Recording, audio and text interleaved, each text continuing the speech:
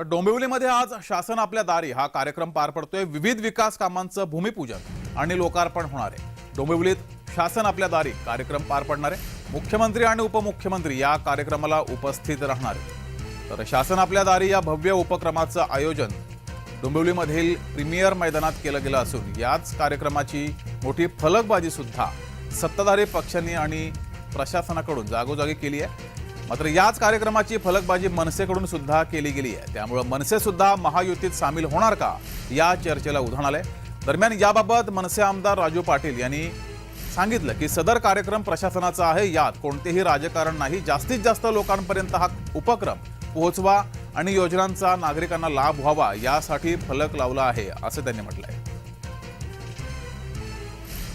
अधिक माहिती घेऊया, आपले प्रतिनिधी किशोर पगारे आपल्या सोबत जोडलेत। किशोर, डोंबिवलीमध्ये शासन आपल्या दारी कार्यक्रम होतोय, मात्र फलकबाजीवरून जोरदार चर्चा सुरू झाली आहे। नक्की जगदीश, डोंबिवलीमध्ये शासन आपल्या दारी हा कार्यक्रम होतो। या कार्यक्रमाला मुख्यमंत्री एकनाथ शिंदे, त्यानंतर उपमुख्यमंत्री देवेंद्र फडणवीस, उपमुख्यमंत्री अजित पवार हे सुद्धा येणार आहेत।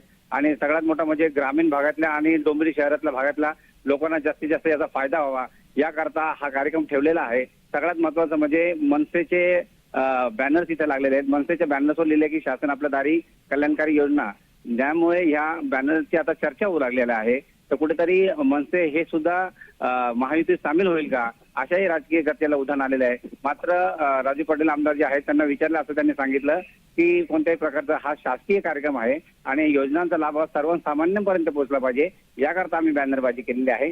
एकंदरीत ह्या कार्यक्रमाच्या अनुषंगाने महायुतीचं राजकारण हे जवळ आलेलं आहे। जगदीश, किशोर, तो असाच जोडला गेला रहा। आणखी एका बातमीवर तुझ्याकडून माहिती हवी आहे।